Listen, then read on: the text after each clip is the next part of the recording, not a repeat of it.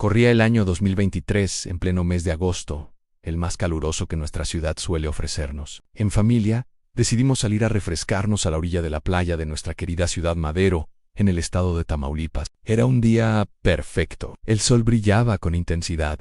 El calor era palpable, sí, pero la brisa marina lo contrarrestaba con su frescura envolvente, invitándonos a sumergirnos en las aguas tropicales que se extendían frente a nosotros. La arena, suave y húmeda, se deslizaba entre los dedos de los pies, provocando un cosquilleo sutil que ascendía desde las plantas hasta la espalda, alcanzando incluso la coronilla. Era una sensación casi mágica, como si la tierra misma nos acariciara. La brisa salada recorría nuestros cuerpos, haciéndonos olvidar el ardor del sol, cuyos rayos, lejos de incomodar, nos regalaban una dosis natural de vitamina D y una fina capa de bronceado que embellecía la piel. Incluso la marea, tranquila y cadenciosa, llegaba hasta nuestros pies mezclando el aroma húmedo del mar con una sensación de felicidad pura. Todos los miembros de la familia estaban presentes, disfrutando plenamente de ese día que parecía sacado de un sueño. Una experiencia digna de ser atesorada en la memoria, de forma plena y eterna. Más de uno deseaba que ese día no terminara jamás. Era como una pausa en el tiempo, un instante suspendido en el clímax de la verdadera felicidad. Al llegar a la tropical playa de Miramar, buscamos un estacionamiento que estuviera a la vista y no demasiado alejado del punto de reunión que habíamos acordado. Descargamos todo lo que llevábamos: sillas plegables, una mesa portátil, hieleras repletas de bebidas frías, una sombrilla playera y un toldo para protegernos del sol. Mientras nos instalábamos, escuchamos por la radio una noticia que captó nuestra atención.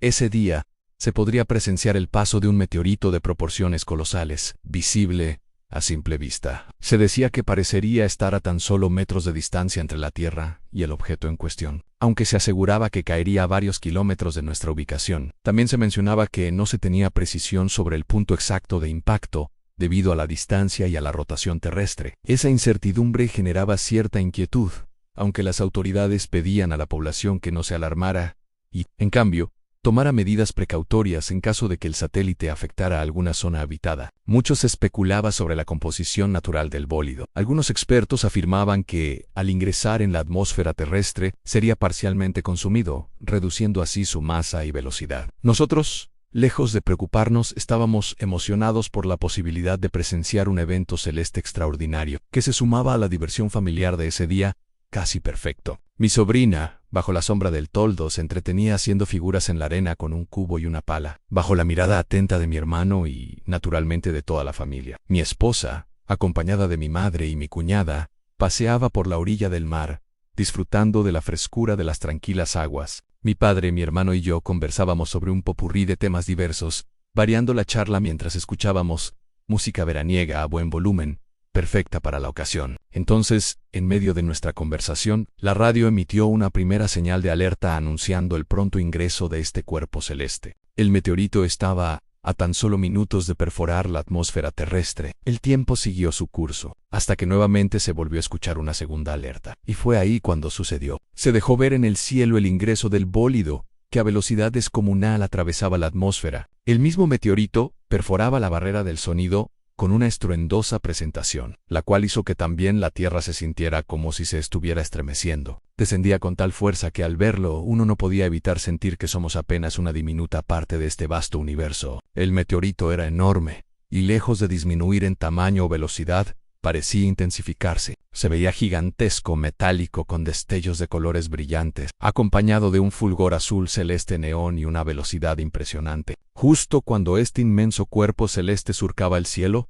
su presencia desgarraba el entendimiento. Como si se tratara de una tormenta eléctrica, resonaba con gran intensidad su caída e inminente impacto. El sonido de su ingreso y posterior choque contra el mar generó un silencio humano casi mortuorio. El estruendo era tal que se fundía en una sola y gigantesca explosión, anulando cualquier otro sonido a nuestro alrededor. El terror se apoderó de todos. Tras el impacto, comenzó a levantarse una pared de agua gigantesca, sólida como una muralla líquida, y el estruendo no disminuía, al contrario, se intensificaba. En cuestión de segundos, el sol desapareció. El mar se alzó en una ola más alta que un edificio de 15 pisos. Aterrados ante semejante escena, intentamos reunirnos en familia. Mi hermano sujetaba con fuerza a mi sobrina entre sus brazos. El sonido de las olas y el impacto se habían convertido en uno solo, mientras el meteorito se hundía en el mar. El agua se levantó, cubriendo cualquier posibilidad de escape, devorando todo a su paso. Intentamos lo imposible corriendo desesperadamente hacia el estacionamiento donde habíamos dejado el vehículo, pero fue inútil. La gigantesca pared de agua estaba a segundos de colapsar sobre nosotros. Sostuve la respiración de forma instintiva, y justo en ese momento sentí el abrumador colapso de toneladas de agua sobre mi cuerpo. Sentía como respirar era imposible. Intenté hacerlo, pero no pude. El tiempo se detuvo.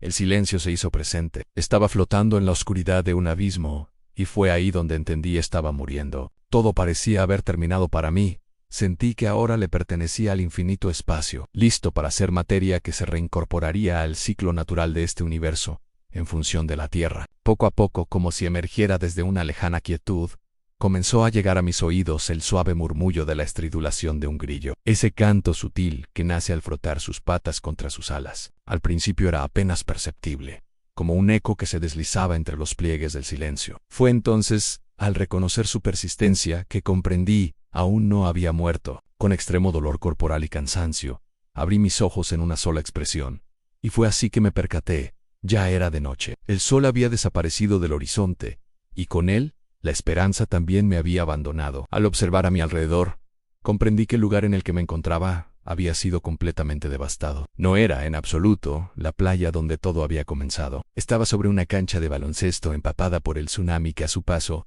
arrasó con todo lo que encontró. La luz era tenue, apenas suficiente para distinguir el entorno. La única compañía luminosa era la fría y pálida luz de la luna. Avancé apenas unos metros y pude distinguir una pila de cuerpos, apilados por alguien. Busqué con la mirada a quien los había colocado allí, pero no logré encontrar a nadie. Asombrado por lo que estaba viviendo, y con el peso emocional de saber que hacía apenas unas horas disfrutaba de la compañía de mi familia, me invadió la zozobra. Lo que parecía un día perfecto que deseaba congelar en el tiempo, había sido realmente congelado, pero por el dolor, la desesperación y el impacto de una tragedia que no lograba comprender. Sin rumbo fijo y desorientado, me dispuse a caminar con la esperanza de encontrar a alguien con vida, o al menos hallar los cuerpos de mis seres amados. Después de caminar durante algunos minutos en círculos, salí de aquella cancha siguiendo la cerca que delimitaba el área. A lo lejos, vi una luz que deambulaba. No era clara, y la imagen se me presentaba borrosa, pues aún padecía los estragos del colapso de aquella masa de agua sobre mi cuerpo. Dudando incluso de la naturaleza misma de mi existencia,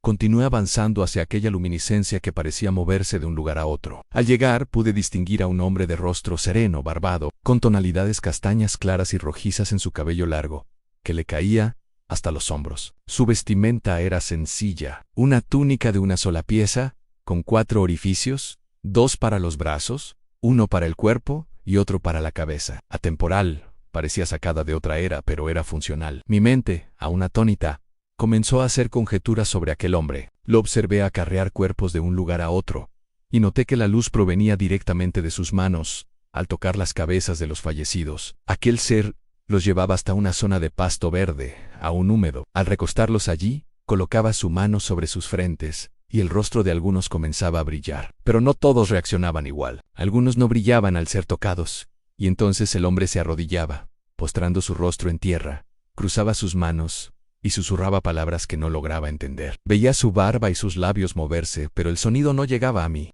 Cuando terminaba, apilaba esos cuerpos en otro lugar. Observé que había 3 tipos de cuerpos: los que brillaban y cuya luz ascendía hasta desaparecer en lo alto del cielo, los que no brillaban y eran simplemente movidos de un lugar a otro, y los que brillaban pero cuya luz no ascendía, siendo recostados en un sitio distinto. Al notar mi presencia, aquel hombre continuó con su labor. Con serenidad y algo de cansancio, me pidió que tomara un carromato, una carretilla de madera con ruedas grandes recubiertas en cuero. No parecía pertenecer a nuestro tiempo, era vieja, pero útil.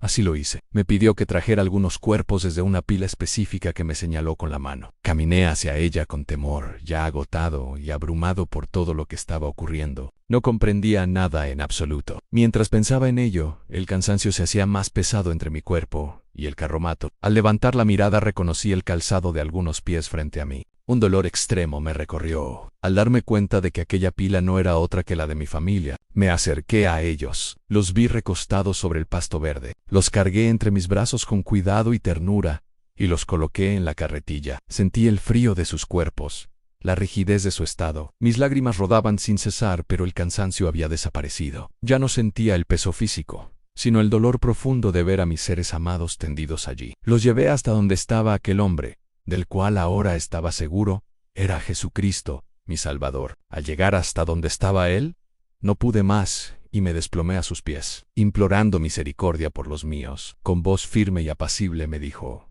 «Todo está bien». Él mismo me ayudó a bajar a mi familia recostándolos nuevamente sobre el pasto, me tomó de la mano, y al hacerlo mis manos comenzaron a brillar igual que las suyas. «Tócalos», y lo hice, tal como lo había visto hacer. Con gentileza coloqué mi mano sobre sus rostros, sus semblantes se iluminaron, y algunos cobraron vida, mas no todos despertaron. Pero cuando abracé a mi amada esposa, sentí como la realidad comenzaba a distorsionarse. Mi realidad comenzaba a desgarrarse. Escuchaba cómo el espacio-tiempo se rompía. Era como si experimentara una interferencia en una señal de audio, o si se estuviese desgarrando el cielo entre sí. Y entonces sucedió, desperté, la alarma sonaba. Era hora de ir a trabajar.